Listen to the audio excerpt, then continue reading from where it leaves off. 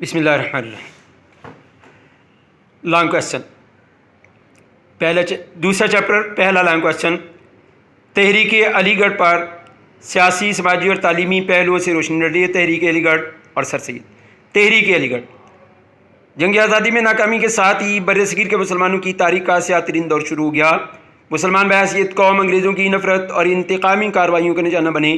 ان حالات میں سر سید نے تحریک علی گڑھ کے نام کے ذریعے قوم کی رہنمائی کا بیڑا اٹھایا۔ تحریک کے مقاصد: نمبر 1، حکومت اور مسلمانوں کے درمیان اعتماد بحال کرنا۔ نمبر 2، مسلمانوں نے برصغیر کو جدید علوم اور انگریزی زبان سیکھنے کی طرف راغب کرنا۔ نمبر 3، مسلمانوں نے برصغیر کو سیاست سے باز رکھنا۔ سر سید احمد خان کا تعارف: آپ 17 اکتوبر 1857 کو دہلی میں پیدا ہوئے۔ آپ نے مسلمانوں کی تعلیمی، سیاسی اور مذہبی ترقی کے لیے عملی کام کیا۔ آپ نے اس بات کا اندازہ لگا لیا تھا کہ مسلمان تعلیم کے بغیر ترقی نہیں کر سکتے، لہذا آپ نے تحریک علی گڑھ شروع کی، جس کے اہم پہلو درج ذیل تھے۔ پہلا، تحریک کے تعلیمی پہلو۔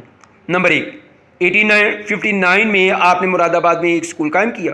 نمبر 2، 1863 میں آپ نے غازی پور میں سائنٹیفک سوسائٹی کی بنیاد رکھی۔ نمبر 3، آپ نے 1875 میں علی گڑھ میں MAO ہائی اسکول قائم کیا، جو 1877 میں یعنی 2 سال کے بعد کالج اور 1920 میں یونیورسٹی بن گئی۔ یہ بنا گئی نہیں، بن گئی۔ 20ویں صدی کے شروع میں مسلمانوں کا پڑھا لکھا طبقہ اسی تعلیمی ادارے کا تعلیم یافتہ تھا۔ تحریک کے سیاسی پہلو: رسالہ اسباب بغاوت ہند 20 سر سید کی کام سے ایسی خدمت ہے۔ اس رسالے میں آپ نے 1857 کی جنگ آزادی کے حقیقی اسباب سے انگریز حکومت کو آگاہ کیا۔ نمبر 2، جنگ آزادی کے بعد سر سید احمد خان کی حیثیت سیاسی مسیحا سے کم نہ تھی۔ مسیحا کا کہتا ہے جو زندگی کے اصول بتلائے۔ نمبر 3، مسلمانوں نے برصغیر کے وجود کو قائم رکھنے کے لیے آپ آگے بڑھے اور انگریزوں کی غلط فہمی دور کرنے کی کوشش کی۔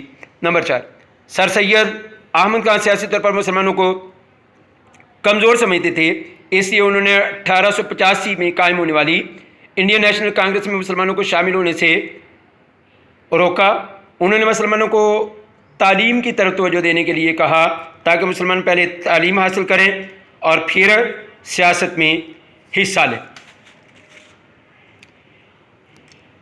آگے تحریک کے سماجی پہلو: سر سید احمد خان کے کارنامے ان کی زندگی تک محدود نہ تھے۔ انہوں نے ایسی تحریک شروع کی جس نے ان کی وفات کے بعد بھی قومی خدمات کا کام جاری رکھا۔